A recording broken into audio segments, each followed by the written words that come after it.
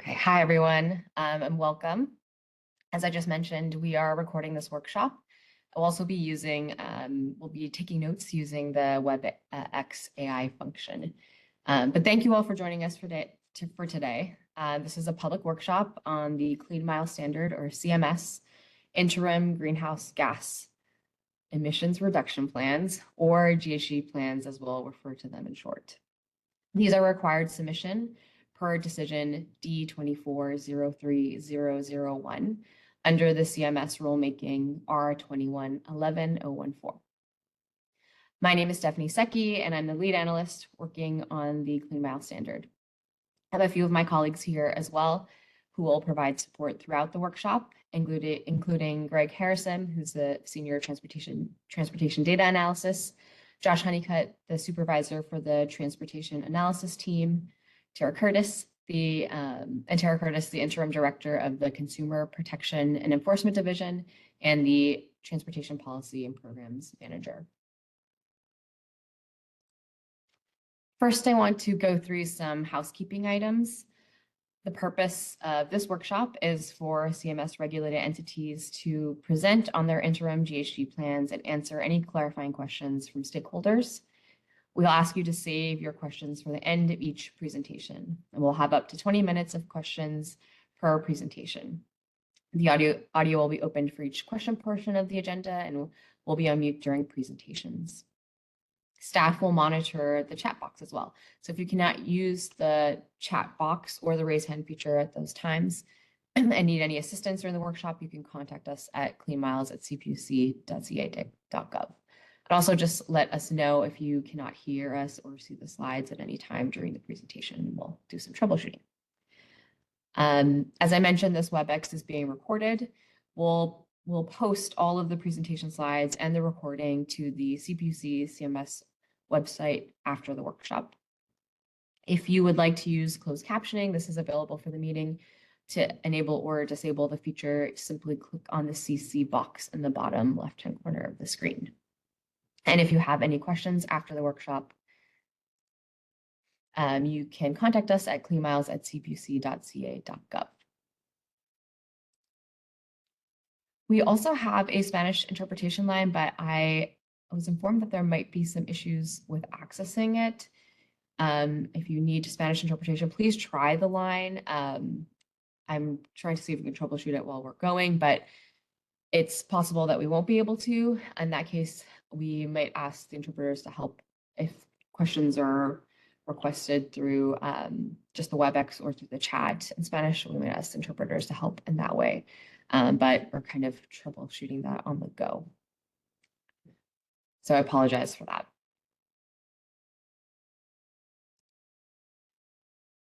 Okay, I'll go into some background information on the workshop, but really most of the time spent today will be on the presentations from the regulated entities. So for today's agenda, it'll be around 2.5 hours long with the three main presentations from CMS regulated entities Uber, Lyft, and Hop, Skip, Drive. Each company will present on their interim GHG plans for about 25 minutes, followed by 20 minutes of questions from attendees. These start times and end times are approximate, but we're hoping to stick to them as well as we can.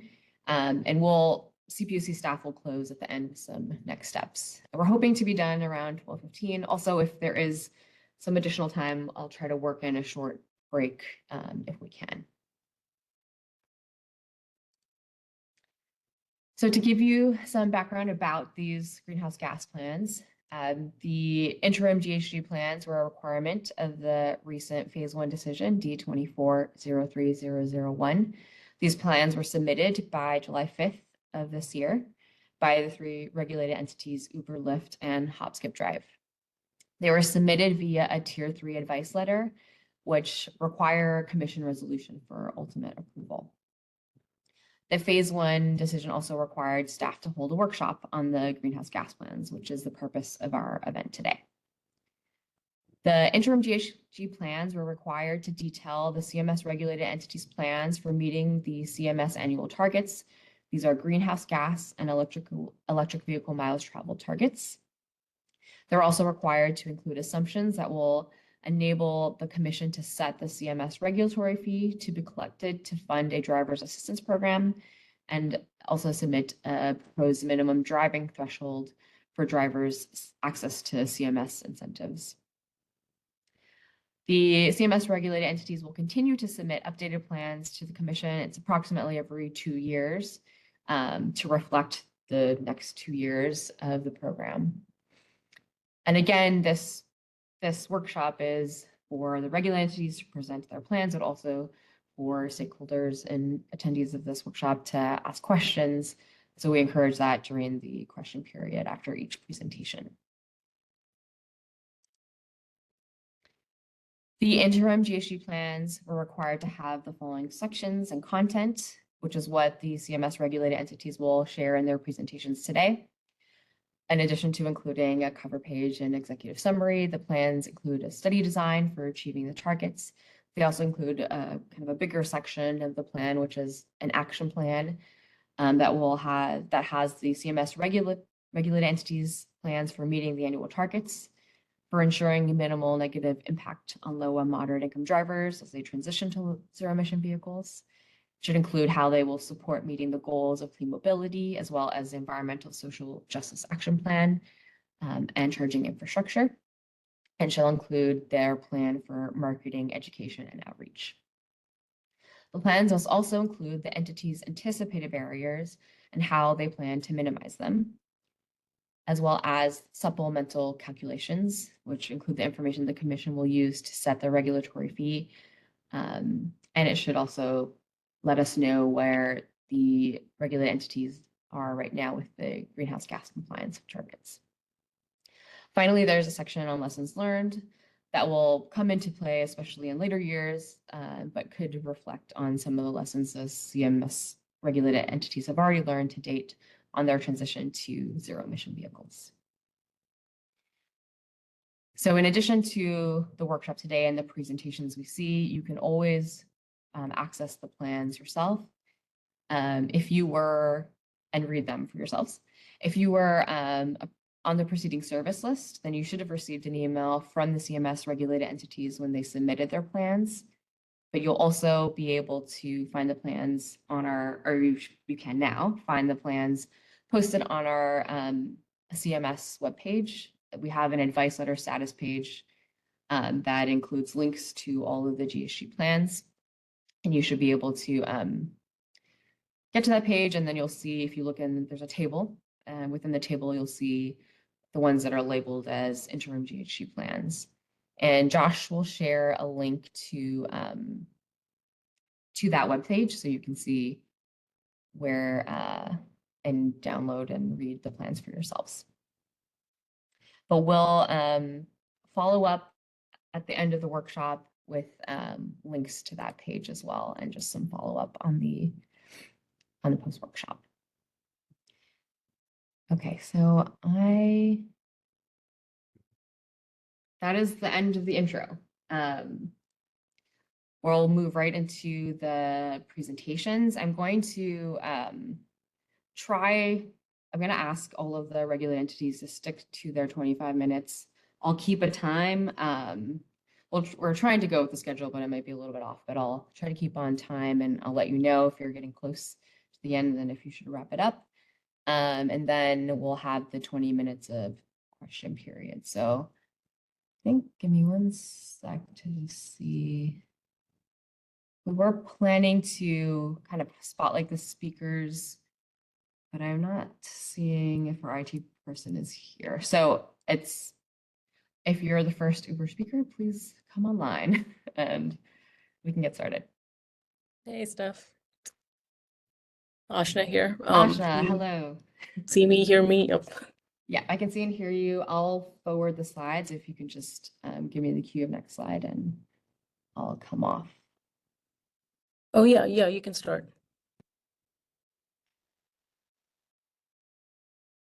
Okay, hey everyone, I'm Ashna, and I'm really excited to be kicking off Uber's greenhouse gas plan presentation today. So really quick, Steph, next slide, please. Really quick, let's go over the agenda. Today, I'll give you a quick introduction to Uber and our team who's here today. We'll walk you through our action plan, anticipated barriers, some of the supplemental calculations that we've done, and lastly, to round it off, our lessons learned so far. Next slide, please. So really quick introduction to Uber. We are a transportation network company and we've been operating for over 10 years now. When it comes to the Clean Mile standard, we've been spending a lot of time and resources on it. And the reason for that is that CMS very much aligns with our larger sustainability goals. And so we wanna try to meet our goals as much as possible. So we've got 3 speakers today from Uber. Firstly, there's myself. I'm leading Clean Mile Standards on the operations front internally. Then we have Adam, who's our amazing global EV policy lead. And we have Rainer, who's also speaking, who's a rockstar data scientist. We have some people on standby who are not speaking on the presentation, but you might hear from them during the Q&A period. We've got Clancy, who's also a policy scientist. We have Seth from our public policy team and Ashley from our regulatory council team. And with that, I'll hand it over to Adam to go over some of our sustainability milestones and action plan. Thanks, Ashna. This is Adam Gromas. I lead on global electrification policy and very pleased to be with you all today. Thanks for taking your time, not only to view the report, but join us today. The first point here is that for us, our efforts in California are certainly some of our greatest around the world, but they are part of a global program. Uber has intent to support the electrification of all things that leverage our platform around the world, many millions of drivers around the world over the next 2 decades. And so far, we're very pleased with some of the progress that has been made since we announced this initiative in 2020. As of the first quarter of this year, more than 143,000 zero-emission vehicle drivers, the vast majority of which are battery EV drivers. They completed more than 66 million trips in the first quarter of this year. As far as we know, this is the largest network of zero-emission vehicle drivers offering on-demand services in North America and Europe. We're very proud to see this progress. Of course, there's a long way to go still. Next slide, please. And on a percentage basis, continentally across the US and Canada, just above 8%, in Europe about 9%. So we're just on the doorstep of about 1 in every 10 miles on the platform being in a zero emission.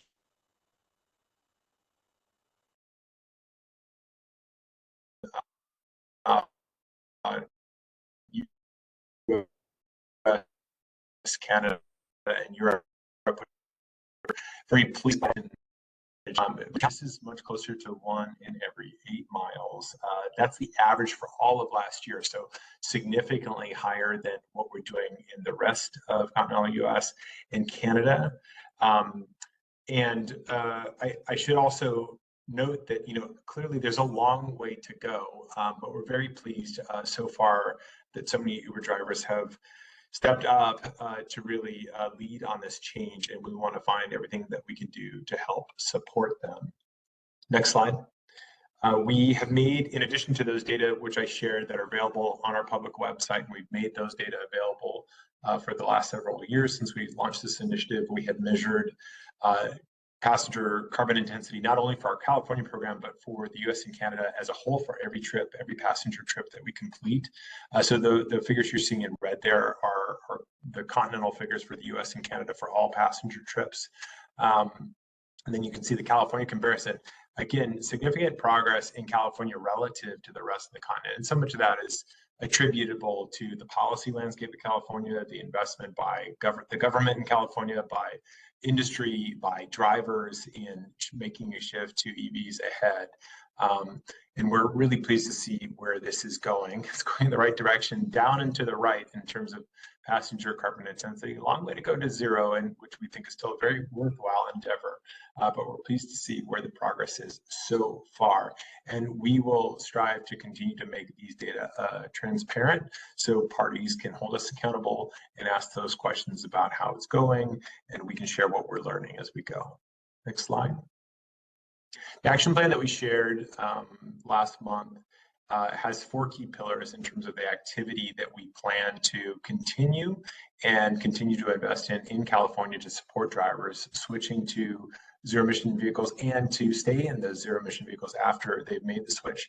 On the educational front, first and foremost, we're an app company, so we want to make sure that information is available in the driver app at the push of a button. So we have a place that we call EV Hub, where drivers can go to learn about EV options that are available to them. There's customizable options in there, so you can plug in your zip code, find out what government incentives are available to you. You can say what car you drive now, what car you're thinking of tomorrow, cost compare, what those look like, inclusive of all available incentives. And we want to make sure that information more easily to obtain. We work with partners to make those data possible. We also have conducted a number of marketing campaigns. We'll continue to do that throughout the state. And this is part of a larger initiative, which we're very proud to continue to support. I'm on the board of a nonprofit called Velos, which is a nonprofit that is supporting the broader public education around electrification and the switch to EVs, and is supported by members of industry, members of the California government, other governmental bodies from across the US, and advocate groups. So very pleased to continue supporting that effort. We see it as part of a larger push, not just for rideshare, but for all drivers everywhere to make that switch. Second, of course, and this is 4 total pillars, but is affordability. And so for us, as a platform that supports drivers, as a marketplace for mobility, one of the strongest things we can do is leverage that size and scale and marketplace to drive incentives towards drivers. So first, we partner with a lot of organizations to make discounts available on accessing EVs. And this is in terms of every option of access, whether it's rental vehicles, whether it's rent-to-own options, whether it's leasing options and purchase options.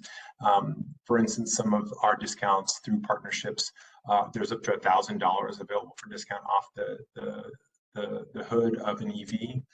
And in addition to that, working with our rental partners, which we found to be an important front door for so many drivers for whom purchase may not be an option yet, or leasing even may not be an option, or for those who simply want to try it out.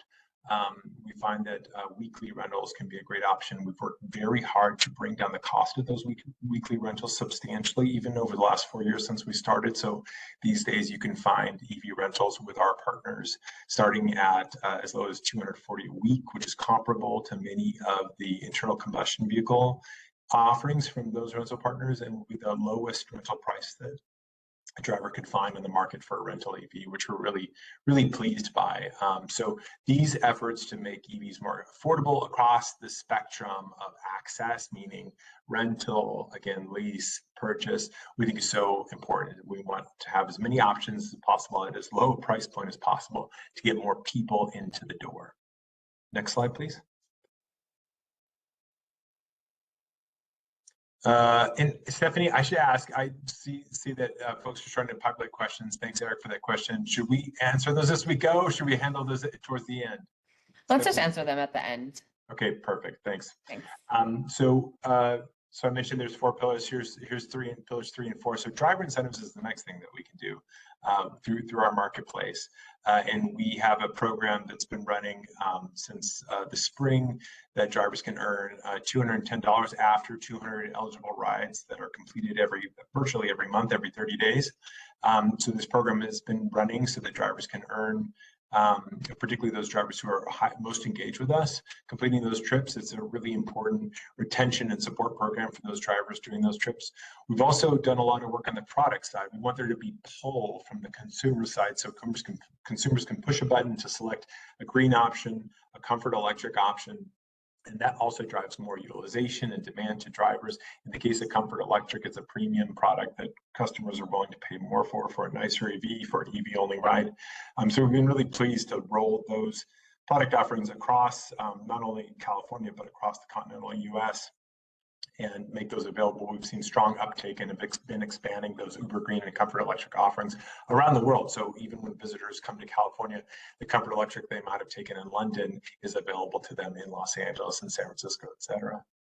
The last and really critical piece, of course, is charging. We see charging as such a critical bottleneck to address, and not only for EV drivers as a whole, but in particular for rideshare drivers who do a lot more travel in cities to and from airports and other dense areas of urban activity and travel. And we see still a lot of charging, what we call charging deserts, areas that are underserved by charging. So often those are areas that are overrepresented by where drivers live and work on our platform. So we want to do everything we can to partner with those who are investing in charging, and that includes not only private entities, but cities and government entities, and do what we can to leverage our scale and data insights to drive investment in areas that can most support rideshare drivers. So you see some examples here of partnerships that we struck with EVgo, for instance, with the folks that serve our Uber Pro card, so that and Wallbox, so that we can drive more discounts. So drivers have access to low price charging options, both for fast charging and for home charging. And then we announced last year a suite of new smart charging products to make it easier for drivers to figure out where and when to charge. When we survey drivers around the country and in California about what are the pain points. So EV drivers and non-EV drivers, charging is the number one or number two pain point. Number one pain point for EV drivers, number two pain point for non-EV drivers worried about getting into an EV, worried that the infrastructure won't be there. So we want to leverage our tech, leverage our software, and make it available inside the app. And I think I have a slide later which will go into some of the detail there. We also are leveraging our data, I'll share more on this in a moment, to figure out where trips are happening, where drivers are living, and then share those data with cities and with partners who are investing in charging, so that charging can be placed in areas where it will get highest and best use by drivers who are leveraging our platform. Next slide.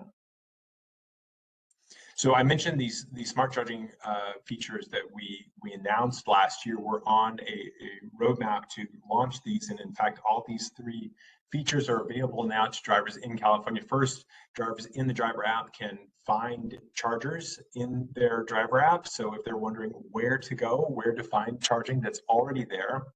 We also launched a program starting last year where some eligible drivers in eligible vehicles can opt into battery aware matching. So the driver has to agree to say, okay, sure, happy to share my battery state of charge that is linked through my phone with the Uber app. And what we do with that is the driver can tell us what is your comfortable sort of maximum threshold when you need to search for charging. So let's say it's 30% state of charge, or 20% state of charge, or 40% state of charge. Whatever's left between where you are now and that level, we will help fill that with appropriate trips, so they can get the most out of the battery that's remaining down to that level, and then help route towards new charging. So there's a charging widget now with a notification system in the driver app to let drivers know how to optimize the remaining battery state of charge, and then identify locations to go charge at next. So these features are so important to help ease those pain points around charging, because as many of you I'm sure can appreciate, time is money for drivers on the platform, and any pain around looking for charging, traveling to charging, plugging in, waiting for charging, means time away from earnings opportunities, which is why drivers show up to participate in the platform in the first place. So we want to leverage our tech and innovation in order to make that pain point less of a pain. Next slide. In particular, and we presented this in our report, but for a long time, we've been trying to raise attention and raise our own efforts in particularly recognizing drivers who participate on our platform that represent lower to medium income households. And we broke some of this information up into two places. First, there's sort of ground truthing, what do we know? And second, what can we do about what we know, and who can we partner with? So the first case to make is that we know from the data that drivers from representing lower and medium income households are overrepresented on the platform. And that in the EV industry as a whole, there has been a very unfortunate trend where EVs have overwhelmingly gone to mostly white, some Asian households, college educated, higher income areas, which also means that the infrastructure has gone into those neighborhoods and areas that are more frequented by those types of drivers and households. So clearly there's an opportunity to change those trends to make EVs more accessible to all drivers. We also noticed from some recent surveys and from information that we've analyzed that Spanish language preference drivers are overrepresenting many of these areas relative to, say, English preference drivers. So we know that there's a number of systemic barriers and present barriers that exist not only within this industry, but especially for rideshare drivers. And we want to do what we can to take steps to address those. So where we've started is first measurement and sharing the results that we find. In a moment, on another slide, I'll share an analysis that we put out publicly a couple of years ago, looking at drivers who are renting EVs on Uber and comparing that with drivers in the general population who are switching to EVs. We think that's important because we're learning as we go. We want to learn from those on the line here and from other researchers and advocates so that we're taking in the most information that we can and deploying that into action. The second piece, which is so important, is partnering with those who do this not only for a living, but a lot better than we are and or more practice. So we've had the great pleasure of partnering with several organizations who ground their practice in community-based practices. So we're really pleased to have done that and continue to do that. The third is increasing our coverage of Spanish language for content that is both in the app or in any of the programs that we offer in real time, say test drive events and so forth. And then lastly, it's sharing our data. And I mentioned this, I'll share an example in a moment, but we're leveraging new tools where we can take Uber trip data and aggregate that, turn it into heat maps of prospective charging demand and share that with cities. And we often add layers to look at, say, Justice 40, which is a White House initiative, or say Cal EnviroScreen, or other ways in which we can look at how do LMI areas overlap with prospective areas of EV charging demand from drivers who use our app. Next slide. So just a few more examples of some of those from me, and I'll turn it over to my colleague Rainer to take you through some of the calculation section of the report. This is an example of an analysis that we made public 2 years ago, looking at the difference between drivers who are renting EVs on Uber and drivers in the general public in California who are registering EVs. And what we found was there was a striking correlation between drivers in the general public and the neighborhoods that they came from, whereas we found very little correlation with that in our case for drivers who are renting EVs. In fact, we found that EV drivers who are using our app and renting those EVs are 2 or 3 times more likely to represent LMI households, communities of color, compared to members of the general public who are switching to EVs. We don't think that this is an answer. We didn't set out to try and tackle this specifically, but the more we find these data and surface this, make this public, what we want to do is try and learn from that, engage with those who are engaged in these areas of practice so that we can incorporate these learnings into our programs. We hope to continue to conduct analyses like these and share these results with all of you to continue to learn and figure out how we can do better. Next slide. Another key initiative I mentioned was sharing data with cities. So in this case, it's Los Angeles, which we're showing here. We have the tool which converts all the trips that occur on EV, on Uber, both in EVs and non-EVs. We take all that trip information and we calculate a daily or even hourly kilowatt hour demand. And if we look, we're at close to 10%, we're at 12% of EVMT in California today. If we imagine a future of 30%, 50%, 60%, we can scale up that kilowatt hour demand on an hourly basis, even, or daily basis. And so the darker those hexagons get, the more daily demand we expect in those areas. We're sharing these maps with city governments in say Los Angeles or San Francisco, Sacramento, with utilities, with some of our charging partners, particularly those who are applying for state programs and federal programs for EV charging funding, so that we can drive investment towards areas where drivers most need it.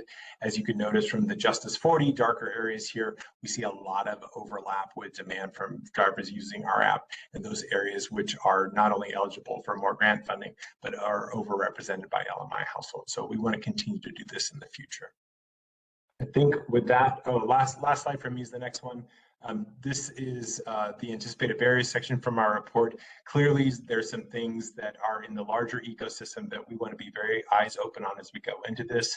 Upfront costs, charging, range anxiety continue to pull high whenever we ask, especially non-EV drivers, what's keeping you from going EV? These continue to be the top 3 answers. And more, we continue to find that awareness remains a barrier. Drivers don't know. Drivers are finding confusing information about plug-in hybrids or even hybrids. And so those are the types of barriers we want to be aware of and drive those learnings into our content and interventions. Lastly, we're very aware of the fact that the overall EV market has continued to see a lot of headwinds, not least of which include high interest rates, accessibility to financing and getting financing to switch.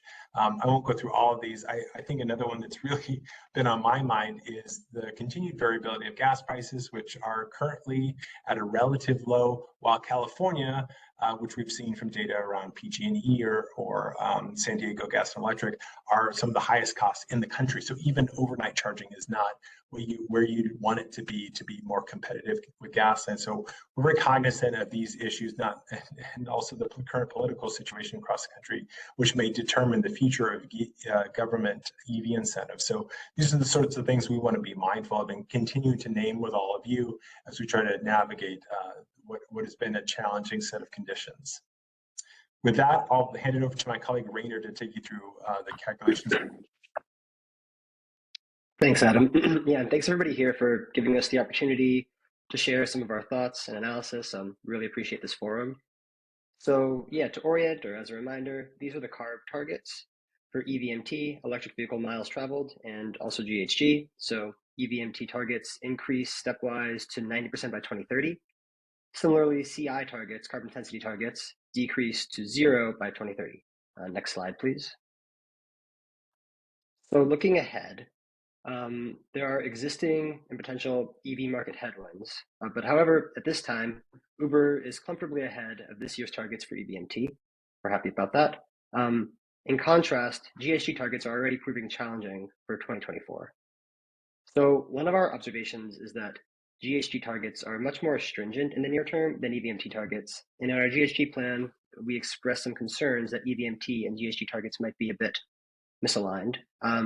We also want to acknowledge a risk of missing CMS targets if unfavorable marketplace conditions continue to exist, such as high interest rates, lowering gas prices, and a shift in political narrative against electrification.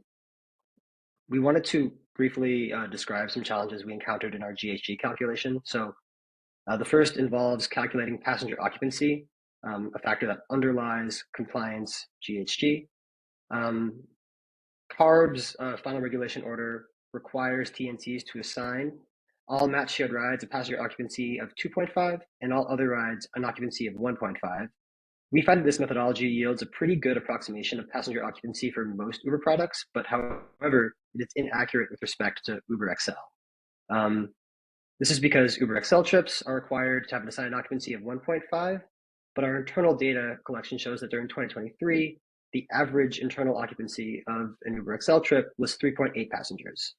So as a result, when we calculate carbon intensity or compliance GHG for Uber XL using our internal data, Uber XL outperforms all products except for our EV-centric products, Uber Green and Comfort Electric. So this limitation with the CMS methodology, we believe, creates a perverse incentive for Uber to bar XL eligible vehicles from its platform, even though doing so would eliminate the real-world benefit of these high occupancy trips. So we'd like to suggest that this methodology be revised to assign all Uber XL trips a passenger occupancy of around 3.5, which we find is a conservative estimate, while keeping match shared rides at 2.5 and all the rides at 1.5, as this would allow for decision-making that we believe maximizes positive real-world GHG impact. Another issue that we have is categorizing light trucks versus personal cars. We aren't able to do this either at the VIN level or at the make model level. So there's no external methodology that exists. As a reminder, per the regulation, we need this distinction in order to assign vehicles emissions factors that are used for GHG reporting. So we created our own mapping at the make model level, but it would be preferable for the CPUC to share any resources it has to delineate vehicles as light truck or personal cars for future reference. Next slide, please.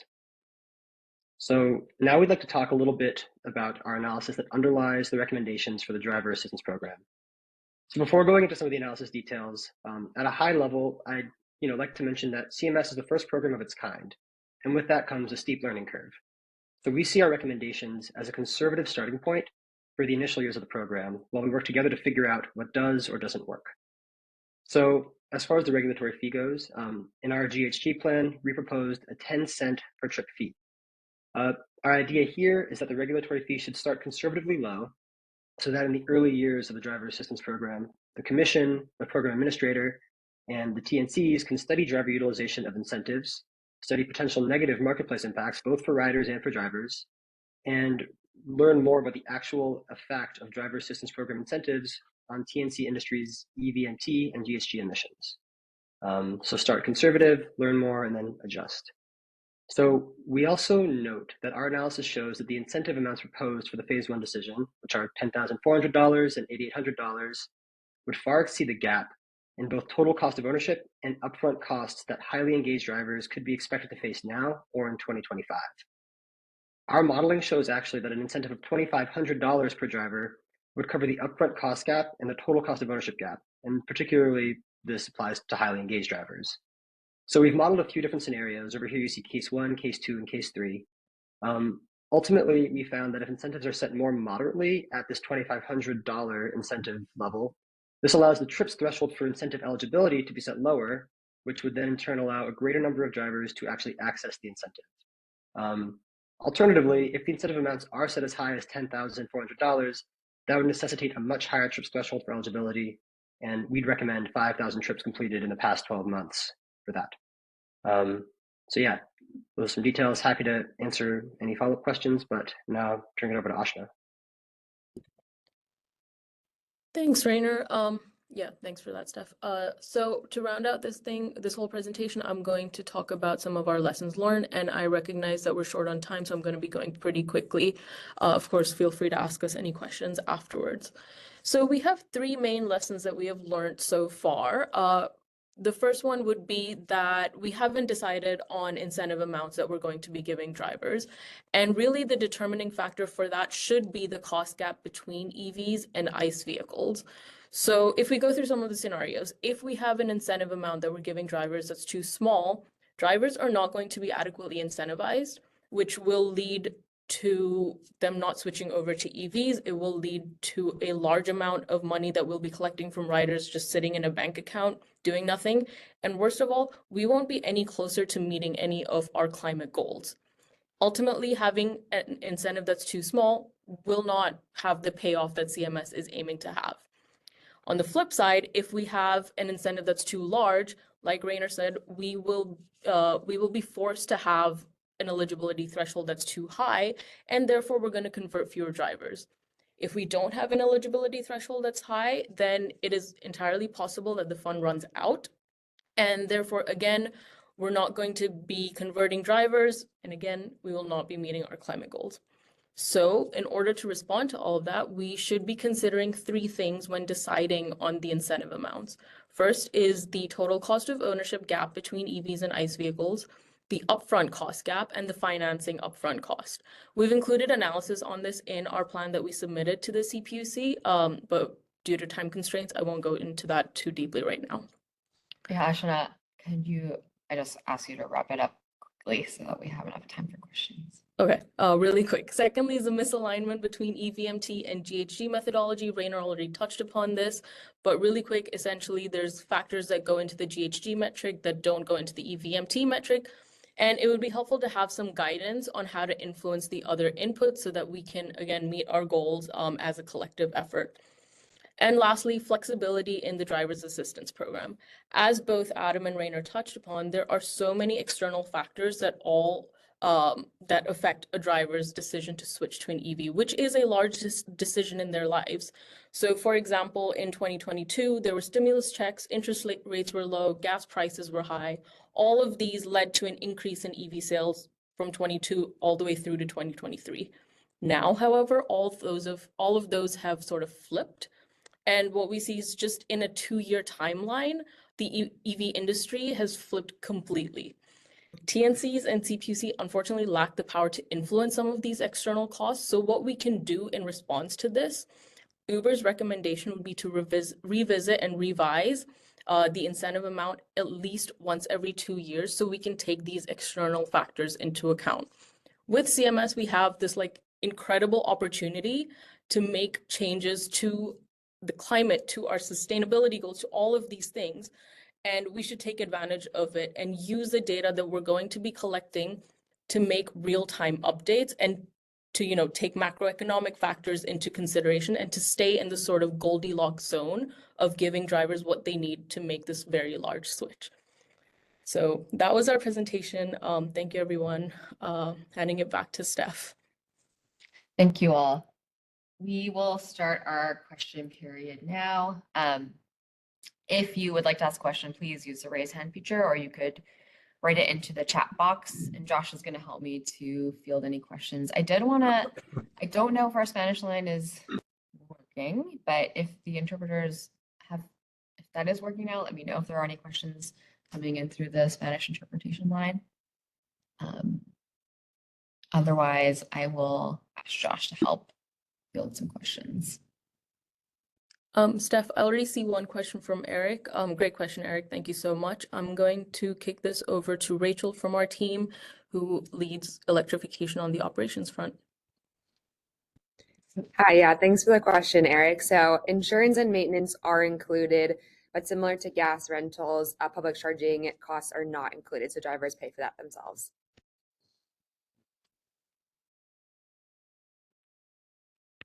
Thanks, Rachel.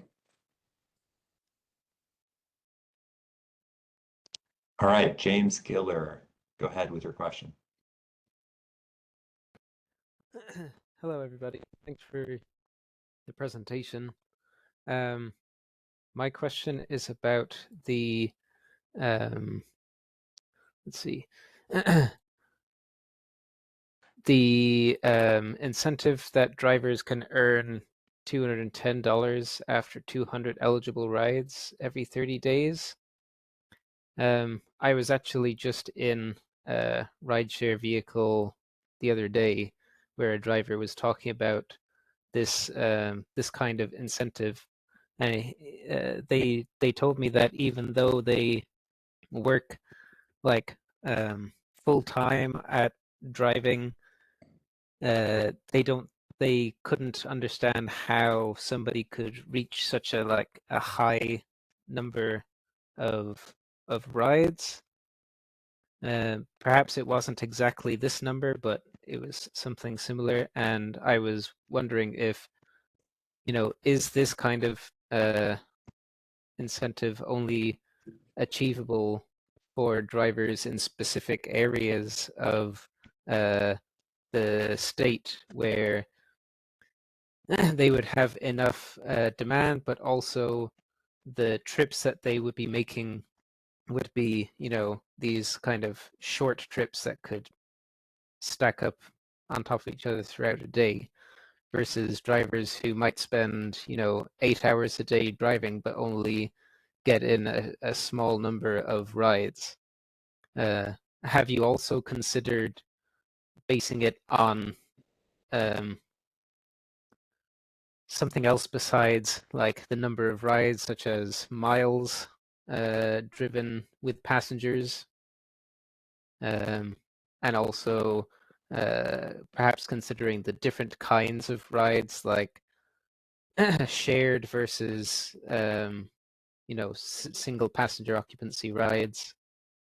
So yeah, I would appreciate if you could address those aspects. Yeah, thank you, James, and thanks for talking to some of the drivers. It really helps. I'm going to kick this one over to Rachel and or Adam.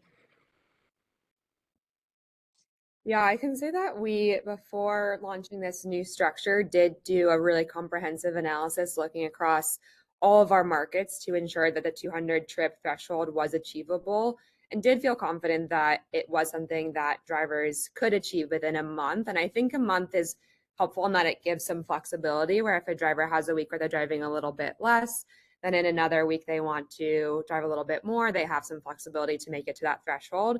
So that is something that we looked at, but I do think that you raise a good point in that kind of not all trips are created equal. And there's definitely this trade-off there of like a trip that has longer mileage has a higher impact on reducing emissions. That's something that we're considering too. And from that perspective, we've kind of recognized that there is this trade-off of ensuring that the incentive is something that's simple and easy to understand, easy to communicate, while also ensuring that we're driving the most impact possible. So that's some of the things that we've thought about there.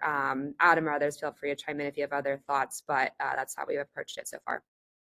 Only two things to add to that, Rachel. Thank you, and thanks for the question, James.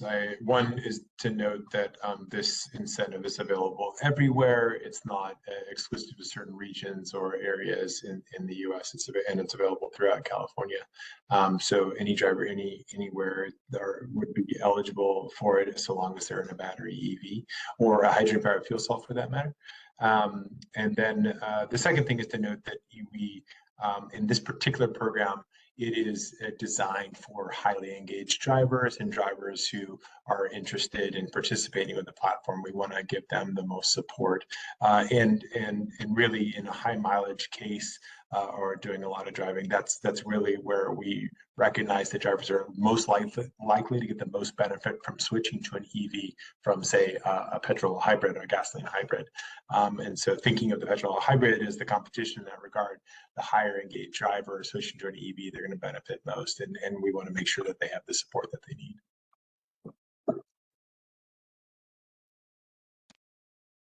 Great, thank you. I see Eric from Sacramento Municipal Utility District has his hand up. Do you want to go ahead, Eric? What was your question answered earlier?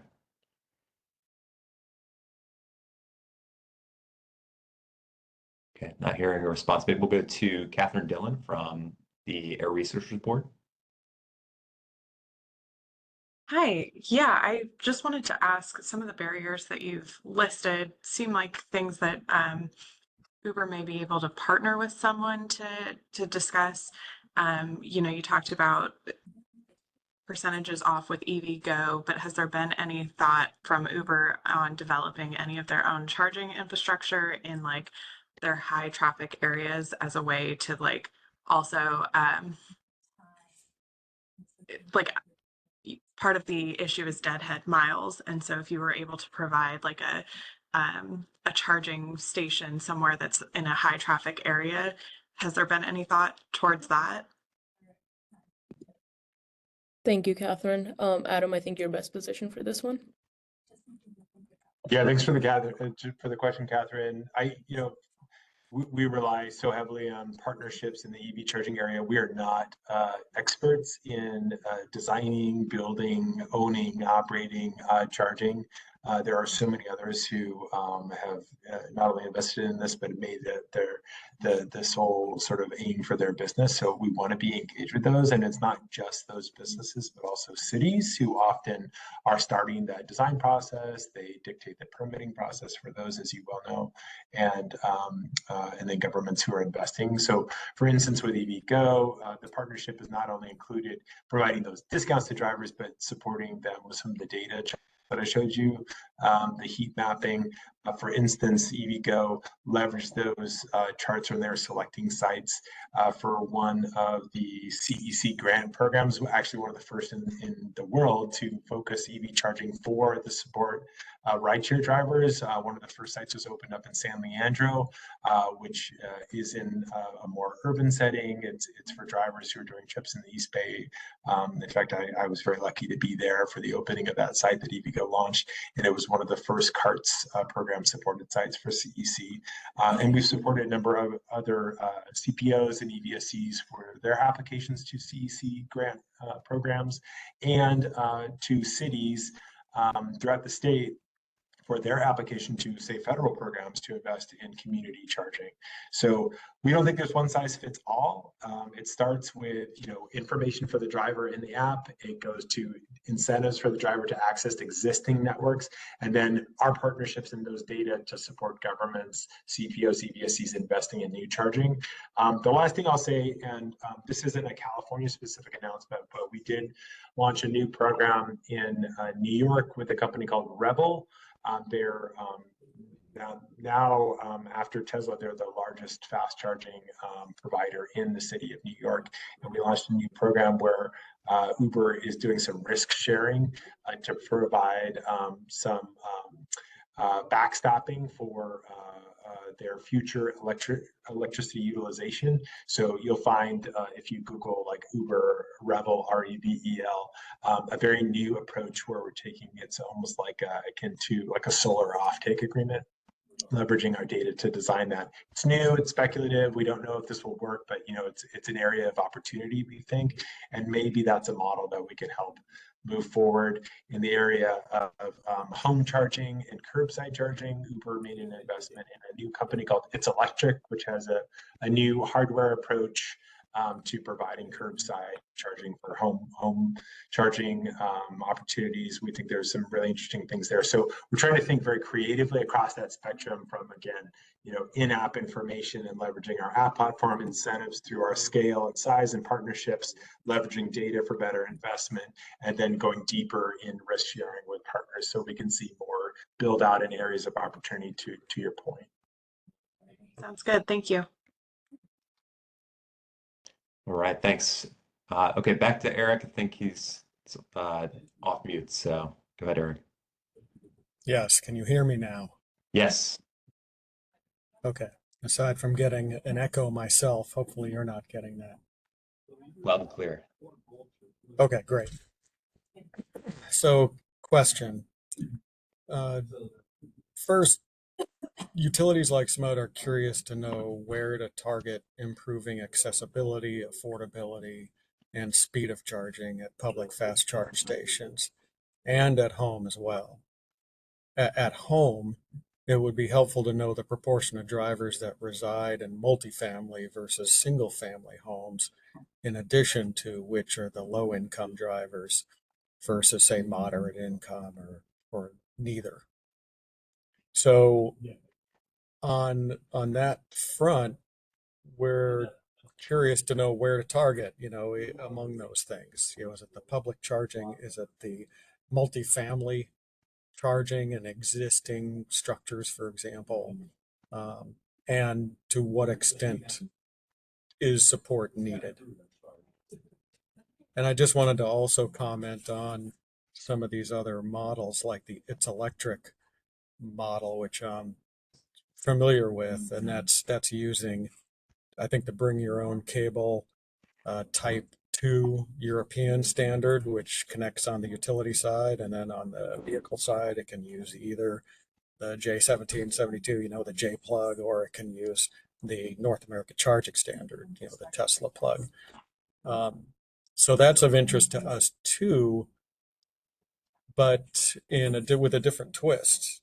Curious to maybe apply that in the multifamily housing setting, and curious to hear your thoughts on those kind of innovative ideas too. The thinking being, for multifamily, it provides us the ability to provide a safe solution where you have less issues with shorts or damage or vandalism or theft of a cable that's laying there.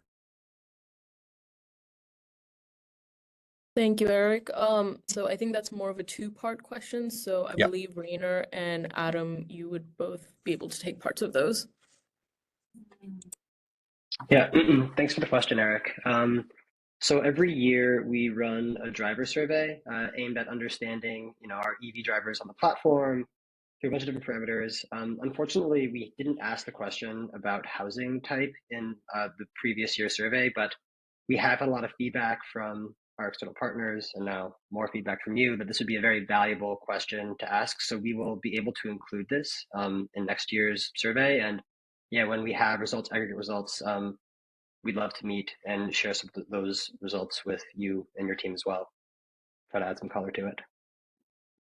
Yeah, and as a part of that, Eric, we can with you offline if it would be helpful to take you through some of the survey feedback that we do have, which asks drivers things like, do you have access to an off-street parking space? We know from that, there could be a third to a quarter of drivers, depending on the area, that may lack off-street parking access. So that gives you some clue about the formatting setup. The other thing I'll mention is that with our heat maps that we provide, we didn't want to pretend that we knew better than the city where charging should go and what types of charging. So we want to provide, leverage our data to look at charging demand and then engage with the city, engage with partners on the ground who know a lot more about the zoning requirements for those areas, their residential makeup, the type of density that those areas have, the type of available land supply, real estate, et cetera, who will know a lot better than us what the solutions are on the ground. Going forward to Rainer's point, we would love to get a little more granular with drivers about their setup so we can engage better with partners like yourselves. So I know this is not wow, it sounds like you've got Yeah. a lot. And thanks, Adam. And if you don't mind, I've got a similar question, which was, have you assessed the impact of the cost of charging at various cost levels and time to charge for both at home and public charging?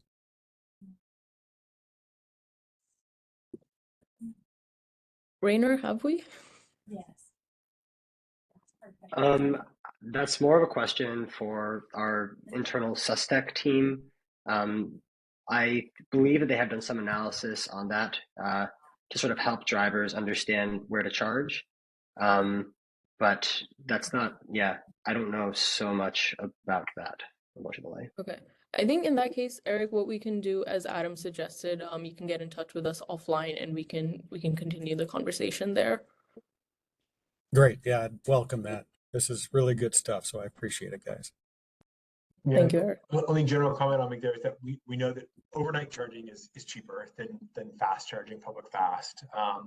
That in California, we do have also this phenomenon of high cost home electricity, which is a challenge for the state in general. That's not Uber specific or rideshare driver specific. So that's certainly a challenge to name. And on the policy side, we do promote policies which can, broadly speaking, lower the cost of electricity, both for public charging and for home charging for drivers. Because there's a lot, as you know, there's a lot more we can do on the utility side, on the overall sort of rate structure, to be more mindful of EV drivers as a primary use case for electricity consumption. So I think there's a lot of space there. We'd love to meet with you more offline to go into some of those details.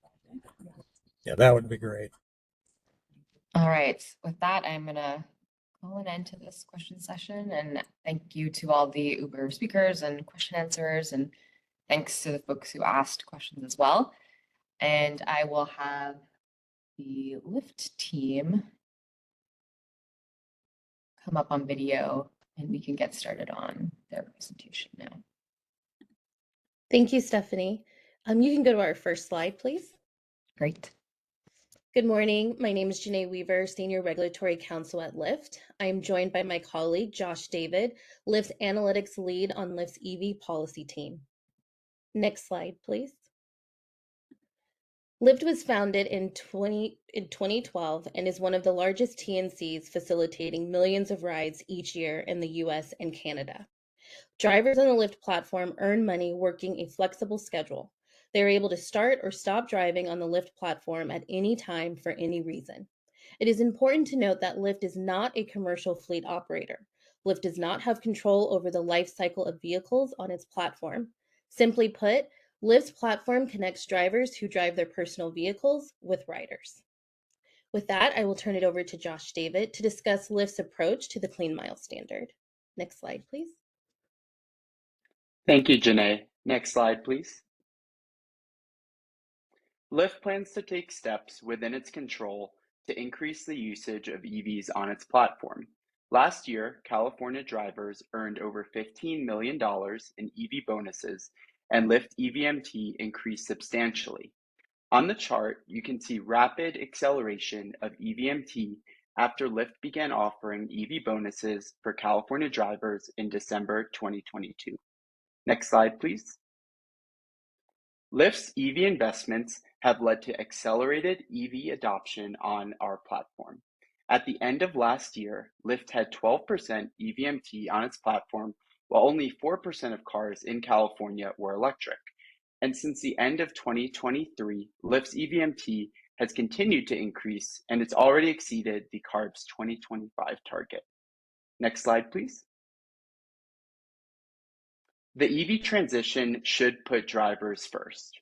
Lyft believes TNC should make investments in EVs within their control to encourage drivers to go electric.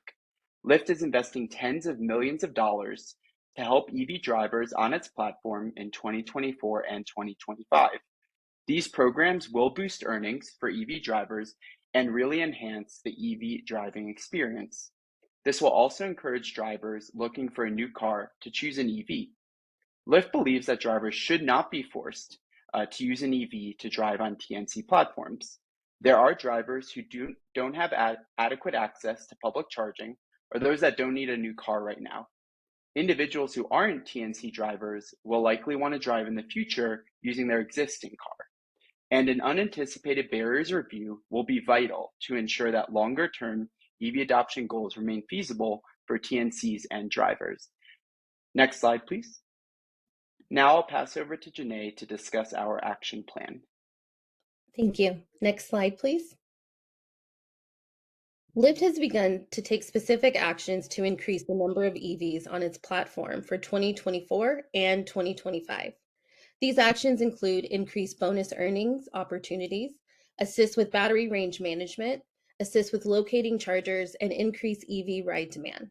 More specifically, Lyft will provide EV drivers the opportunity to earn bonuses that are in addition to the standard base pay provided to all drivers on the Lyft platform. Lyft recognizes that battery range is a concern for drivers. We therefore are rolling out a feature to provide drivers the ability to be matched with trips within their battery range. In addition, identifying working chargers is also a concern. Lyft will be providing drivers a map of working chargers and allowing them to report when a charger is not working. And last, Lyft is rolling out a green mode that matches a rider to a nearby available EV or hybrid driver in an effort to increase ride demand for low emissions vehicles. Next slide, please. Lyft recognizes that EV adoption by TNC drivers is influenced by vehicle price, availability, and access to charging, factors that are outside of Lyft's direct control. Next slide, please. Because of that, Lyft welcomes the opportunity to collaborate with external stakeholders to support EV adoption among drivers on the Lyft platform. Collaboration has included working with rental partners to provide driver access to zero-emission vehicle rentals and incentives. Lyft has and will continue to work with the California Energy Commission on EV charger development. Lyft has formed partnerships with charging companies that provide drivers on the Lyft platform access to discounted fast charging. And last, Lyft will work with auto manufacturers and nonprofits to provide TNC drivers with access. Please note that Lyft is unable to forecast how each action discussed in this section will directly translate to increase electric vehicle miles traveled. Next slide, please. Lyft has formed partnerships with charging companies that has resulted in 25% of EV drivers on the Lyft platform having access to discounted fast charging. As discussed previously, Lyft assists drivers with identifying these chargers by providing charger locations within the Lyft driver app. That includes a feature for drivers to also report broken chargers. One of Lyft's partners, EVgo, has reported that rideshare drivers make up 24% of their business. Next slide, please. Lyft wants to emphasize that no Lyft driver will be forced to use an EV on its platform. Lyft will not take any negative actions towards drivers who do not have an EV. Lyft recognizes that drivers on the Lyft platform may not need a new vehicle or have access to a charger. Lyft will only take steps to promote EV adoption. This position ensures minimum negative impact to low and moderate income drivers. Next slide, please. Lyft facilitates EV rides in low and moderate income communities in a greater proportion than it facilitates rides overall in low and moderate income communities. Its investments in EV drivers have in the past and will continue to equitably provide access to clean transportation in these communities. Next slide, please. Lyft looks forward to phase 2 of this proceeding, where outreach and marketing will be discussed further.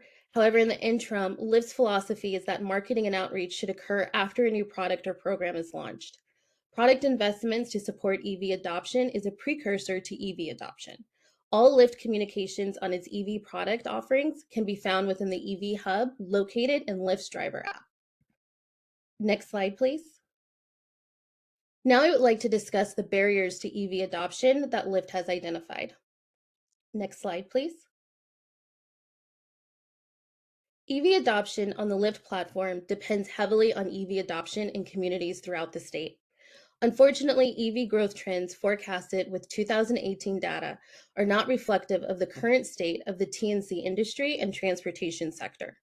As a result, despite Lyft investing tens of millions of dollars to support EV drivers, baseline EV adoption is below expectations. The conditions are not right for exponential growth in EV adoption on TNC platforms in 2025 and then in 2026 to 2030.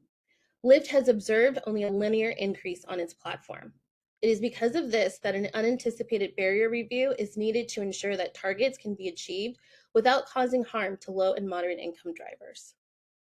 Next slide, please. There are 4 barriers that limit EV adoption on Lyft's platform that is outside of Lyft's control.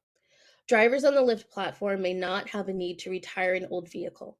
Lyft can encourage EV adoption by improving the EV experience on its platform as an incentive for drivers, but Lyft is unable to force drivers to stop using their existing vehicles or deactivate drivers. Second, new EVs cost more than hybrid vehicles, and as a result, state and federal incentives alone cannot promote long-term adoption. Not to mention, there is limited variety of EV models, and production of these vehicles have been delayed. Lyft can provide drivers with EV incentive information and explore partnerships with automakers and nonprofits, but it cannot change the price of EVs, increase the variety of EVs, or control policies on production and imports. Next slide, please. Third, drivers find it difficult to locate a reliable charger.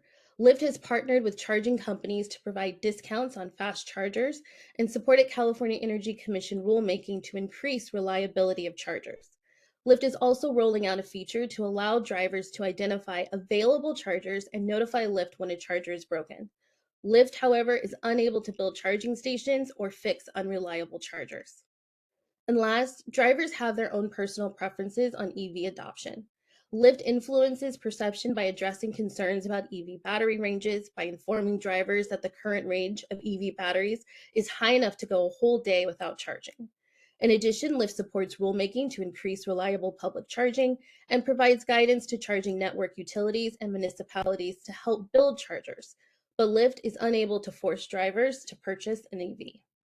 Next slide, please. And now Josh will discuss Lyft's supplemental calculations. Thank you, Janae. Next slide, please. In order to determine the size of the Driver Assistance Program, or DAP for short, per ride fee, there are 3 key variables the Commission requires. A is the projected number of drivers accessing the program, and this is dependent on estimates from TNCs like Lyft. B is the incentive amount per driver, and per the Phase 1 decision, the program administrator will set this amount, and as such, it's not included in these supplemental calculations. And then finally, C, the number of rides. Similar to A, this is dependent on estimates from TNCs like Lyft. Once we have these 3 variables, the per ride fee will equal A, drivers, times B, the incentive amount per driver, over C, the number of rides. Next slide, please. Before we get into each of these 3 variables, we do need to define a high mileage driver. The Commission intended the DAP to be available to high mileage drivers, currently driving on TNC platforms in non-EV vehicles. Lyft was asked to propose a driver trip eligibility threshold. And as such, Lyft's definition of a high mileage driver is any driver who gives at least 2,000 rides per year. This equates to a driver who gives 50 rides in a week, 40 weeks per year. Last year, drivers on the Lyft platform who gave at least 2,000 trips in California provided about 36 to 37% of trips and accounted for roughly 7% of Lyft's California drivers. Lyft does recognize that this group of drivers is not static and that these drivers may not continue to provide the same proportion of trips in the future. However, Lyft believes it is the intent of the commission to have these drivers eligible for the DAP. Next slide, please. Now that we've defined high mileage drivers, we can get back to the three key variables. As a starting input to help determine A, the projected number of drivers accessing the DAP from the earlier slide, Lyft needed to make assumptions about the number of existing drivers converting to a ZEV in 2025.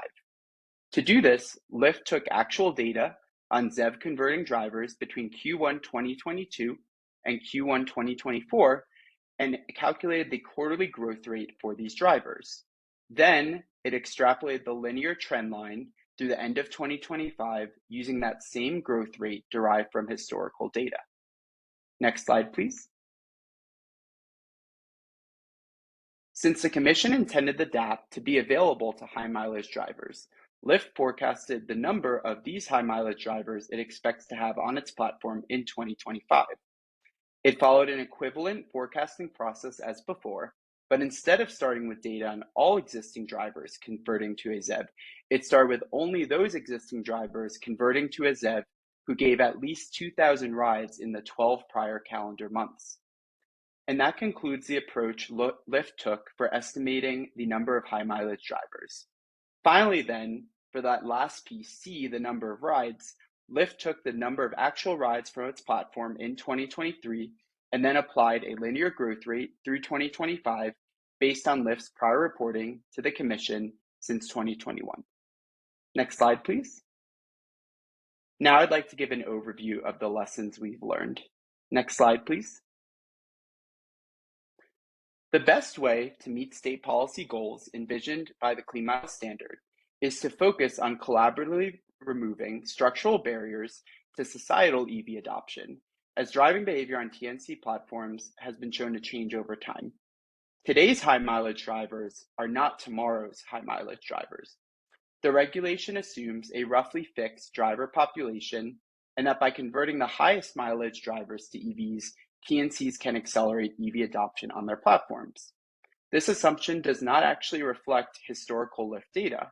The top 7% of drivers who gave 40% of rides in 2019 only gave 13% of rides in 2023. Drivers often choose to start or stop driving on TNC platforms at various times for various reasons.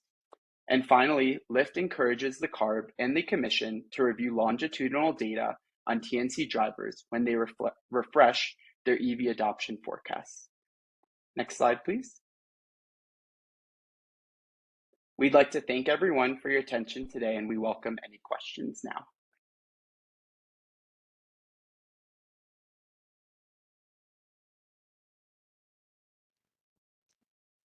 Thank you, Janae and Josh.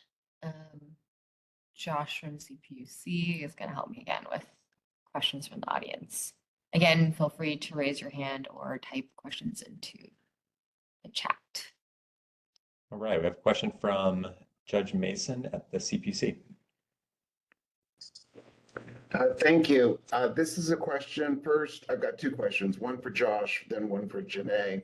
Josh, you mentioned that there were Lyft had committed tens of millions of dollars to support EV drivers. What's the nature of the support? In other words, how are the tens of millions of dollars being spent? Yeah, so we found that focusing on EV incentives for drivers is the best way to achieve those EV adoption milestones. So that's primarily the way that we provide that support to our drivers. Okay, and then for Janae, you mentioned that new electric vehicles cost more than new hybrids. What's the difference in price? I'm actually going to toss this question to Josh to help me respond. Okay. Yeah, exactly. So in attachment B of the phase 1 decision, the MSRP of a new EV is about $6,853 more than a new hybrid. So that's the cost difference there between the new EV and the new hybrid. Is there some explanation why the EVs cost more? Yeah, so basically, and I'll let like other folks from the commission if they want to comment as well, but basically they compare the most common ICE vehicle in TNCs, which was a 2023 Toyota Prius, with the average MSRP of selected ZEVs. And that's part of the phase 1 decision attachment B. So for more details, we can reference that there. All right, thank you. Sure thing. That's the end of my questions. Right. No other hands raised at the moment. If you'd like to ask a question, feel free to put it in the chat or raise your hand and go ahead.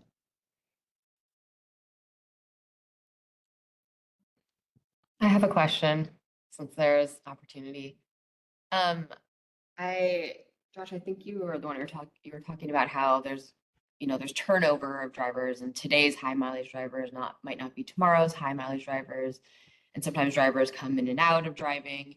I'm wondering, since that already is happening within the platform, and we anticipate that won't really change over time, how do you all currently approach communicating to drivers, knowing that you might be getting new drivers quite frequently, or that drivers might be coming in and out? And I guess how can you build upon what you, learned about how to communicate drivers to help with the communication around CMS and transitioning drivers to zero emission vehicles? Yeah, absolutely. I'll start off and then kick off to Janae if she has anything to add here. But essentially, we do communicate to drivers through in-app notifications, email messages, like other forms like that of communication. We did mention as well in that EV hub that's offered within the driver app, we communicate all of our EV product offerings. And that's also translated for accessibility from English into Spanish, French, and Portuguese. So that EV hub really is that like all in one place for drivers who are current EV drivers, or potentially those who might be interested in converting to an EV, to get all that information about our EV product lineup. Anything else to add there, Janae? Nothing to add, but again, like what I said in our presentation, that when we do have a new EV product, we push it out. And so drivers would receive an alert saying that we have this new feature, and they could get information in the EV hub about it. So drivers are always put on notice when we are pushing out something new. Yeah. Do you sorry, can I add one more thing to that? We also do send out press releases to the general population, just so maybe there's like, some potentially, or prospective new drivers out there who might want to drive for Lyft either in an EV or non-EV, so they can learn about those new product offerings as they become live on the platform. Great, thanks. All right.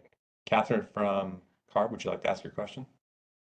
Yeah, similar to what I asked Uber, are you working with some of these charger installers to kind of advise them on where it would be advantageous for you to have charging stations to help with some of that charging anxiety?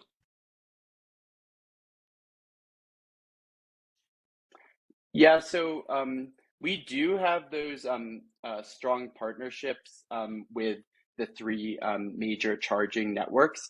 We've also added charging stations to the map within the driver app, so it's pretty straightforward for a Lyft EV driver to see those available charging stations nearby wherever they happen to be. It's also in our current roadmap to integrate that with our rides and range feature, which is similar to that feature that Uber had, which basically, based on the telematics of the vehicle's battery range, it won't dispatch rides that exceed that battery range.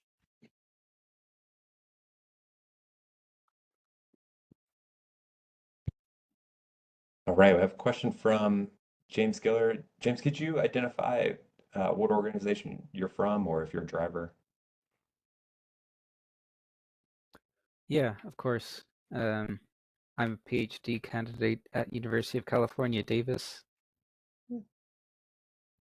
Um, I would like to ask if you could speak a bit more about this topic of high mileage drivers not being a static population and what it means, what that finding that you presented means, the one about how there was, a certain group of high mileage drivers that was providing a high percentage of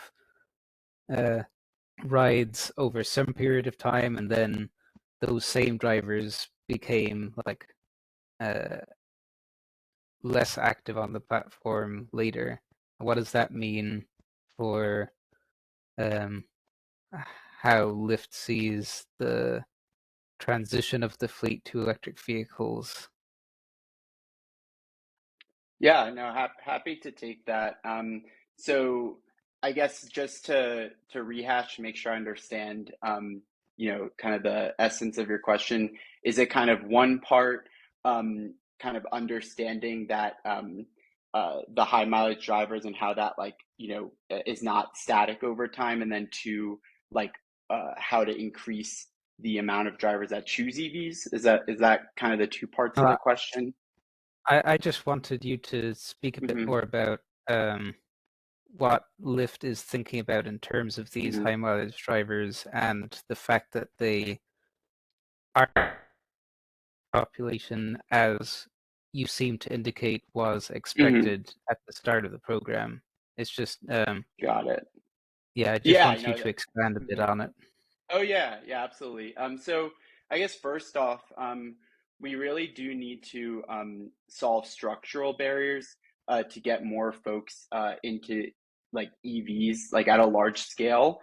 And there's really like a limit to how much we can convert existing high mileage drivers to EVs, because in future years, many won't continue to be high mileage. I'll just share some stats here that can also be found in our report. So, for instance, over 25% of rides on our platform in 2023 came from drivers who didn't give any rides the prior year in 2022. So that's just another proof point that like this driver population is like always evolving, always changing, and like today's high mileage drivers are not like tomorrow's or next year's or through all the way out to 2030, like the high mileage drivers then. And as we shared in our presentation as well, drivers can start or stop driving on the platform at various times for various reasons. A lot of times drivers choose Lyft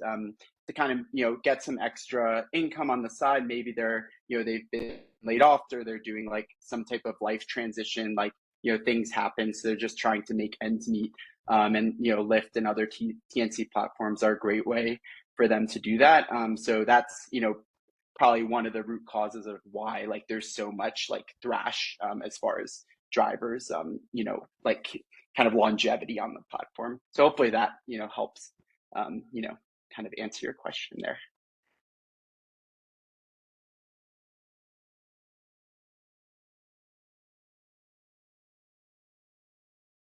All right, thanks, James. Any other questions? Tara Curtis from CPC. Hi, everybody. Good morning. Thanks for the presentation. I just had a follow-up question. I think in your presentation, Josh, you suggest that Lyft can't or doesn't project impacts of the various investment strategies you're making on the carb targets, and also that there's been a prioritization in those investments for ZEV incentives. So that suggests to me there's some decision-making framework of how you prioritize those investments. And I'm just curious for you to speak a little bit more to how Lyft makes those decisions around which strategies to pursue and how to prioritize among them. Yeah, no, that's a really great question.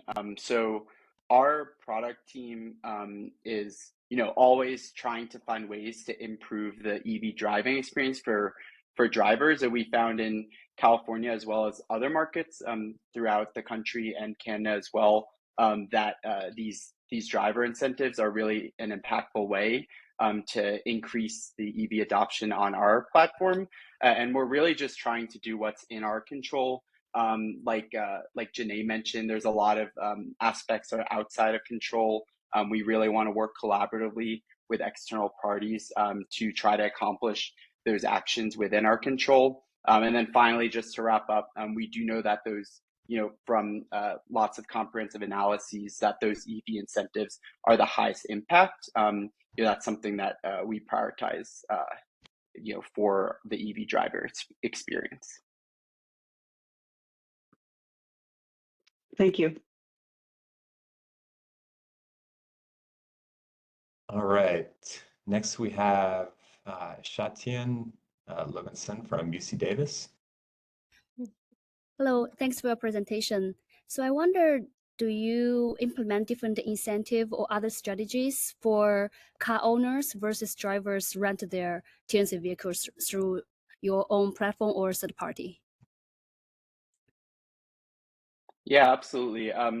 As far as the driver assistance program, we'd welcome discussion of rentals in phase 2 of the proceeding. As far as the existing incentives for EV drivers on our platform, those that choose to use vehicles rented through our rental partners, they have a separate set of incentives than the drivers that have owned personal EV vehicle or EVs on the platform. So they do have incentives available as well. Okay, thank you.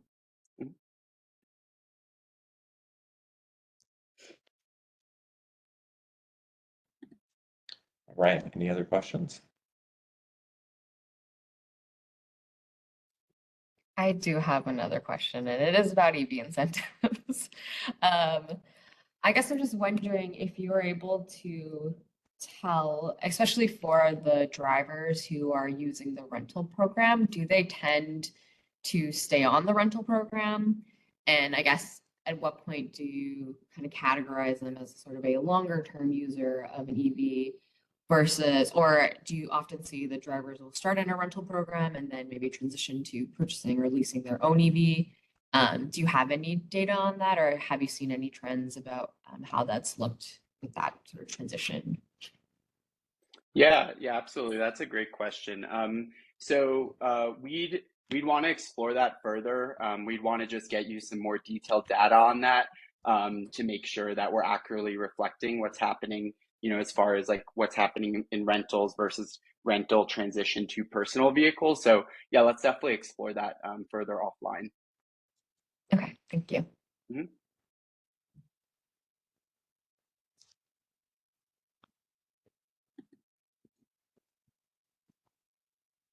Josh, are you seeing any other questions? I guess I should ask if the Spanish line is working. Do we have any questions, or is there anyone who would like to submit questions in Spanish that we could translate on the go? Just want to make sure we have that opportunity. I'm not seeing any other questions at the moment. Okay, that is fine. We're running a little early, so I might say that we take a 5-minute break, if that's okay with the hop, skip, drive folks, or maybe we'll just come back at 11:05. We'll take a 3-minute break. And I hope that's okay with the hop, skip, drive folks. I think everyone is on from that group. But why don't we do that since we have the opportunity. Thank you to Janae and Josh from Lyft for your presentation and also for answering questions. And then let's come back at 11:05. We're running out of minutes. Let's come back at 11:05 and we'll jump into hop, skip, drive. And I think we'll have we might even end early today, which is good. Not cut into your lunchtime too much. So let's do that. I'll see you all at 11:05 and we'll get started again. Thanks.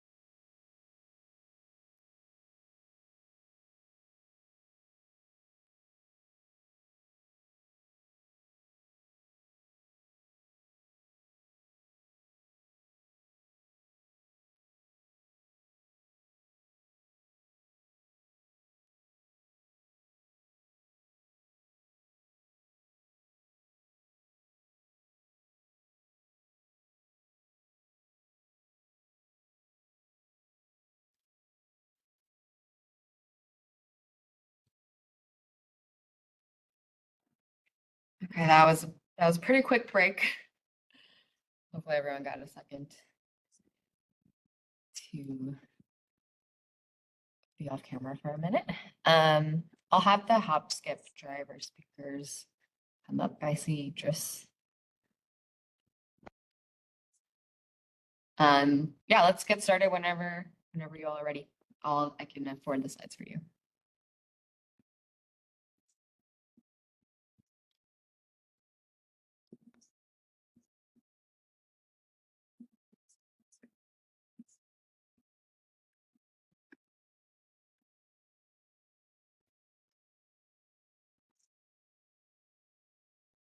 Want to make sure my partner Xavier is on the line as well. Got it, not a problem. Hi, Idris. I am online. There we go. I sprung a break on everyone, so I apologize. Whenever you all are ready, I can forward the slides. Thank you.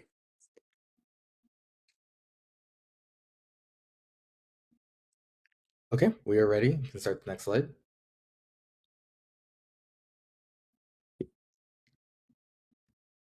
And here's our proposal for Clean Miles annual targets for Hop Skip Drive.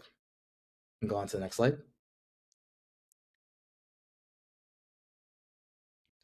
And overall, who we are and who we serve, Hop Skip Drive, compared to unlike other TNCs, we really are focused on solving complex transportation challenges, mostly around our school-age children, general education, extracurricular activities, and we work closely with school districts, government agencies, and nonprofits.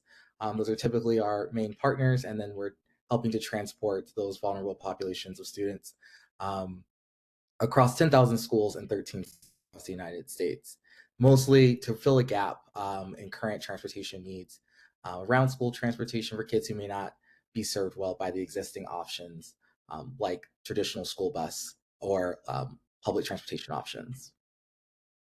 Next slide. We have a lot of things that we're going to cover today, kind of the overview of the action plan's agenda responsibilities for today's meeting. Next slide. And I'll let Idris talk through more of the key highlights and some of the other plans that we're working on here at Hop Skip Drive. Thanks, Xavier. And just for a brief introduction, my name is Idris Ashimi. I am the Policy and Government Relations Attorney at Hop Skip Drive. And as Xavier said, I just wanted to go over a few points regarding our proposal. And before I do, just want to keep in mind that 2023 was the first year Hop Skip Drive met the miles threshold to submit a plan. And we're really excited to share that Hop Skip Drive exceeded the 2023 state targets, and we anticipate surpassing the 2024-2025 state targets as well. We plan to do this by facilitating more adoption of ZEVs as well as effective and efficient ride sharing. And just to think about the numbers, that resulted in us being almost 5 times more fuel efficient than traditional school transportation options. And digging deeper into the numbers, that means, and if you recall, the state of California had a 2% target on electric vehicle miles traveled within the state. We exceeded that target by 6 percentage points. This means we were 400% better than the intended target.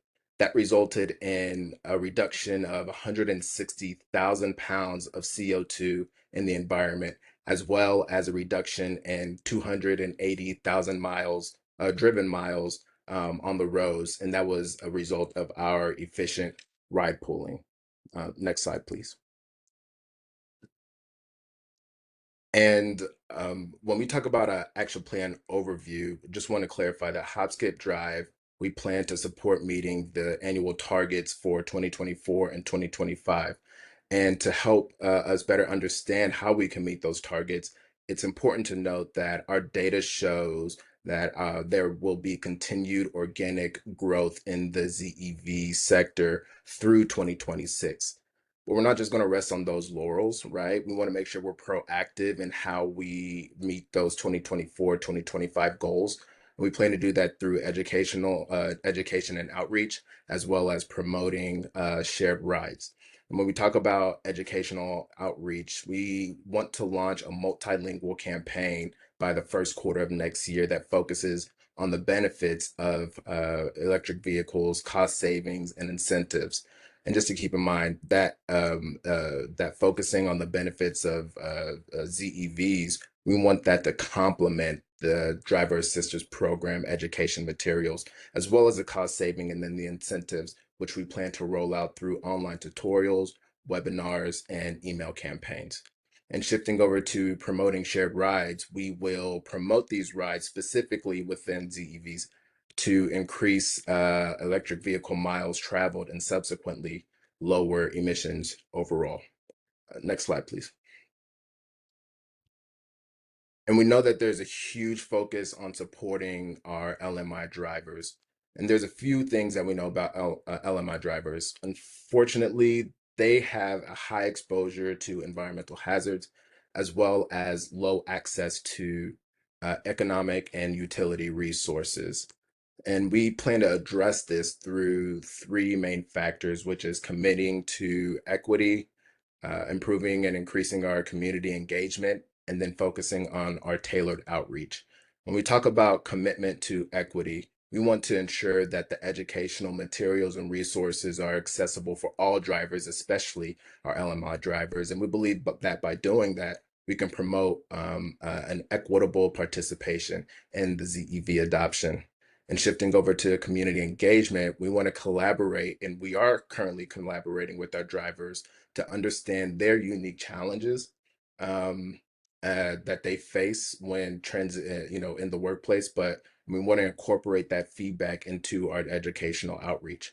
And then we believe by doing that, we are ensuring our operations support the underserved communities, including low-income households, as well as communities of colors, which we believe are disproportionately impacted by the ZEV adoption. And then lastly, we want to tailor our outreach. We want to tailor our outreach by tailored educational campaigns. And we believe that this will help allow LMI drivers to understand the benefits, the availability, and the incentives that are associated with transitioning over to ZEVs. We believe we'll have more insight into more programs and more benefits and how to effectively convey these initiatives once the program launches. But overall, we just want to make sure that our programs are decreasing the negative impact on LMI drivers overall.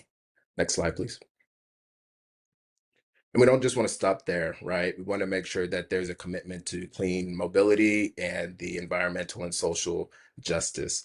We believe that we can achieve this by two main ways. One is ride pooling, which we believe we can expand the ride pooling initiative to increase ride sharing among passengers, overall reducing the number of vehicle miles traveled and thus lowering emissions.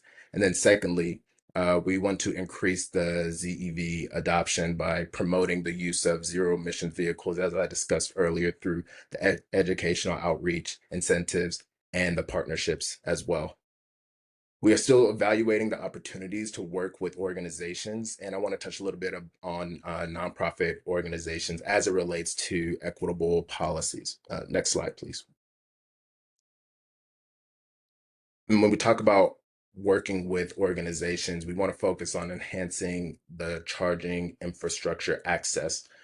We want to do this by three main ways. One is the community partnerships, and we believe that by collaborating with environmental justice and community development organizations, we can help promote the equitable benefit that we wish to see for all drivers. Secondly, with the driver education, we want to continue to provide resources that highlight the cost of savings that are associated with electric vehicles, as well as the environmental benefits with transitioning to environmental vehicles as well, which I think we all understand can be a barrier to access into this type of driving. And lastly, we want to optimize routing by leveraging our technology to minimize unnecessary mileage and helping drivers locate charging stations along their way. Ultimately, our platform caters, because our platform caters to part-time drivers who drive approximately 6 hours per week, we want to focus, and we believe that by focusing on the community partnerships, the driver education, as well as the route optimization, we can indirectly contribute to improving charging access for the drivers. And with that, I'm going to send it over back to Xavier to talk about marketing and educational outreach. Thank you, Idris. And so I'm looking into, next slide, please. And keeping in mind that our drivers are driving an average of 6 hours per week, we really want to make sure that we're continuous with a general overall on education and outreach for our drivers. And we're doing that in 3 ways. One is the community outreach, the community education, and marketing campaign. We currently are hosting across the United States, but more specifically for California, live and virtual Q&A driver forums consistently now, just to engage with the Care Driver Network. But our community engagement event holdings are where drivers and communities can engage to learn more about EVs. In community education, development of educational resources, and making sure that the support for drivers regarding Hop Skip Drive sustainability goals and the CMS annual targets. These additional resources will be available to drivers once the DAP details are more available. So we're waiting for the DAP program to be launched to send these communications out to care drivers in the platform. And also last is the marketing campaign, a targeted campaign regarding benefits for EVs for TNC drivers, the cost savings, the incentive availability, and effective driving techniques that are benefits for care drivers or drivers on the platform. Next slide, please. So there are 3 anticipated barriers that we expect within the California Clean Miles DAP program. First is DAP accessibility. Drivers who primarily work specialty TNC platforms might not qualify for DAP incentives due to trip volume requirements. Solution is that the Hop Skip Drive will make sure we're educating drivers on maximizing DAP eligibility. Next is awareness and misconception. Many drivers may be unaware of EV benefits or have concerns about costs and reliability. Going back to our care driver, the care driver network, Hop Skip Drive will organize Q&A forums to incorporate cost-benefit analysis into education materials for drivers. And then infrastructure gaps. Drivers might worry about EV range, charging availability, especially in undeserved communities. We're currently exploring technology solutions to optimize routing and reduce unnecessary mileage for drivers that optimize or that use the platform. Next slide, please. Our supplemental calculations and approach was done in 2 ways. First was looking at driver needs and transition rates.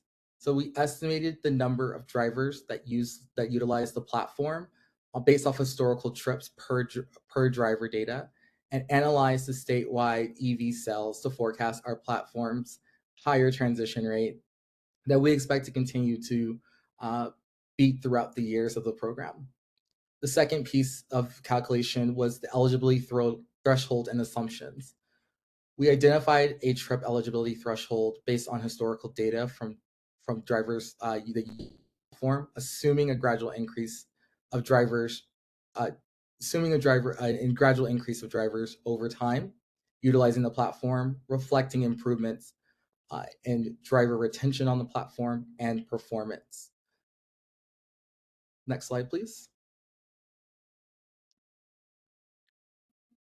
Coming from this program, we come with 3 lessons learned for the DAP program and for Clean Mile Standard is 1, for a need for inclusive discussions around evolving specialty TNCs to ensure a fair representation and support, understanding that the drivers that utilize the platform are around 6 hours or less per week compared to other TNCs, and integrating stakeholder feedback and data analysis and planning alongside with the program to understand more of how the data can be better utilized and interpreted, especially for specialty TNCs like Hop Skip Drive.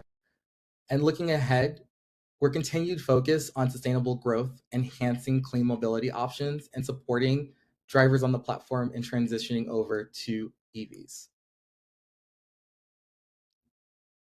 Next slide, please. And that is our presentation. Thank you. Thank you both. We can now open up to questions. Josh would like to help again.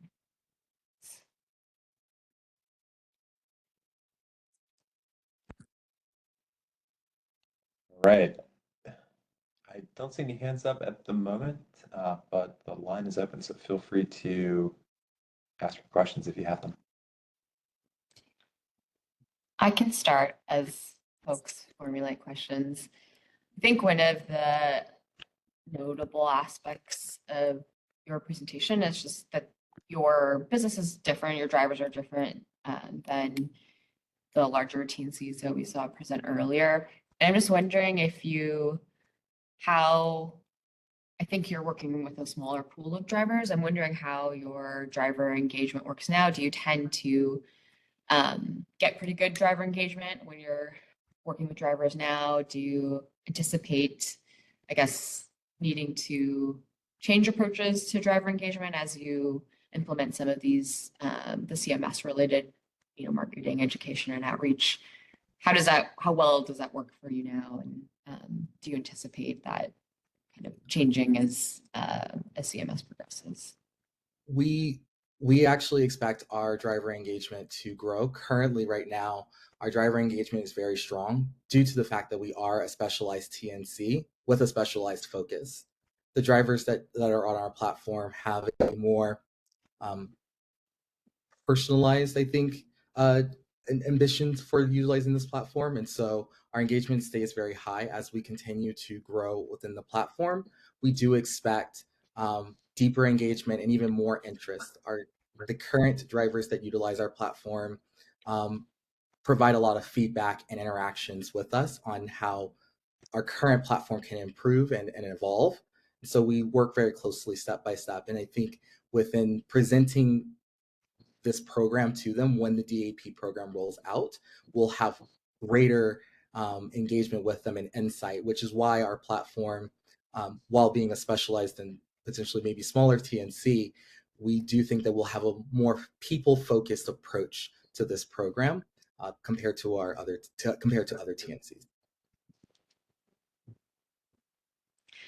Thank you for that. I guess along those lines too, have you had any kind of initial feedback? Because obviously you have drivers who are in zero emission vehicles already, given that you're meeting the annual targets. Have you had some initial feedback from those drivers around their experience in zero emission vehicles?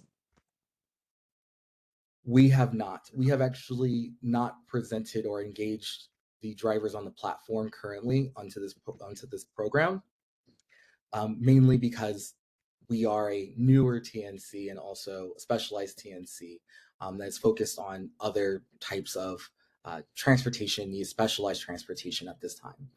As our approach is, once the DAP program is launched, we will then work to engage the drivers that utilize our platform to understand and have that kind of conversation. But at this time, we're focusing on the back end of building out more of a structure for the program. Okay, thanks. All right, we have Joshua Cunningham from CARB. Yeah, thank you, team. Yeah, really nice to meet both of you from Hop Skip Drive. It's exciting to see your business model. As you do more engagement with your drivers, I am struck by the low number of hours per week model that you have. I'm curious whether you would explore, as you do outreach and education with your drivers, explore helping them understand how an EV could benefit them for all of their driving. If they're going to be thinking just for your driving experience for a limited number of miles, whether the EV is worth the effort. if you're able to kind of give them tools, outreach, and education such that they can make that decision for all of their driving needs, you might get more uptake on people switching over to EVs. So I'm just curious if you started to think about that kind of engagement more broadly with drivers. Yes, Joshua, we have thought about and we're planning for, after we've had that recommendations and also the DAP program being launched, really working closely with nonprofits and other programs that are driving the more information of the benefits of converting your everyday vehicle into an EV vehicle. We'll also make sure we currently hold various times throughout the year live and also virtual driver engagement meetups and seminars. We'll try to work to incorporate those nonprofits to join into those moments to really talk more about how a personal use EV vehicle is beneficial to them. Great, thank you. Best of luck.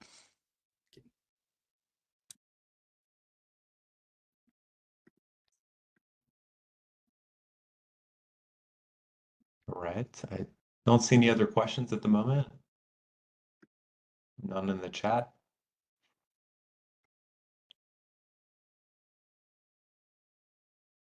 I'll throw one more Joshua's question back out. with the question. Okay, go ahead.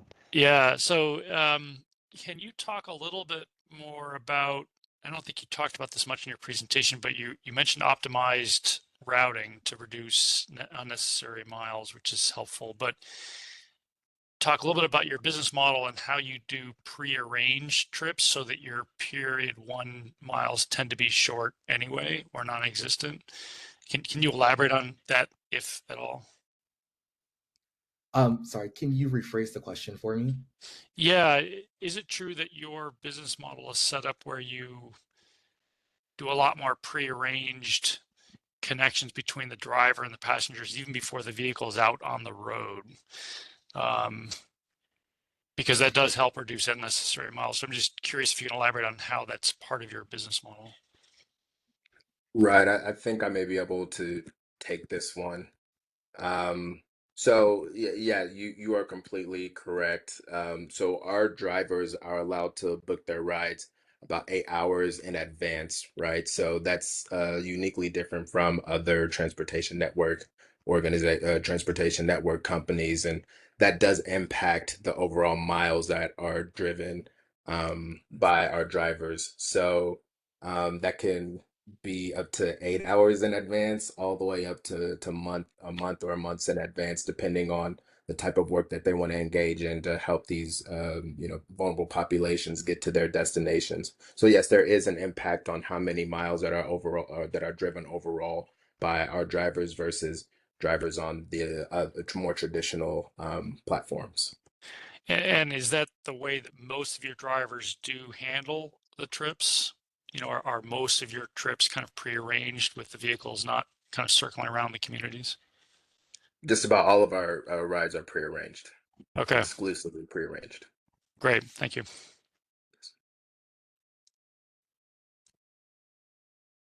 All right, thanks, Joshua. Any other questions?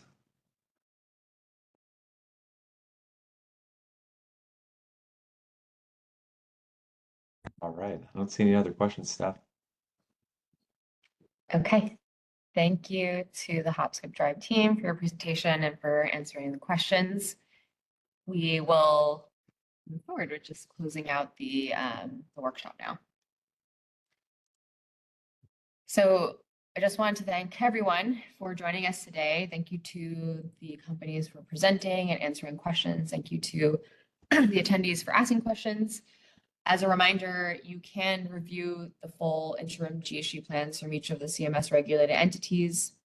They're posted on the CMS Advice Letter Status website. As a next step, the Commission will have resolutions on the interim GHG plans. That's how the GHG plans are approved. So look out for the resolutions, as well as if you would like to become party or follow a service or be a part of a service list to our proceeding, which is R12-11-014. You can find instructions online. You can also contact the Public Advisor's Office. Joining the service list means that you will be notified as things like greenhouse gas plans are submitted, but also becoming a party allows you to comment on the rulemaking process. So if you have any questions, please do reach out to us as well at cleanmiles@cpc.ca.gov. We will be posting the presentation slides as well as a recording of this workshop to our main CMS webpage. And I'll follow up with an email as well, hoping to get those up by the end of the week. With that, if there are no other questions or comments, I'll have us end early. And thank you all for joining.